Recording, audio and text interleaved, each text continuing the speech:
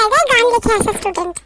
একটা পড়াও তো পড়ে আসেনি আমি, কি জানি কি হবে, পারবো কি আদেও পরীক্ষা দিতে, রেজাল্টটা কি হবে, পরীক্ষায় পাস তো করে যাই অন্তত। ঠাকুর তুমি দেখো।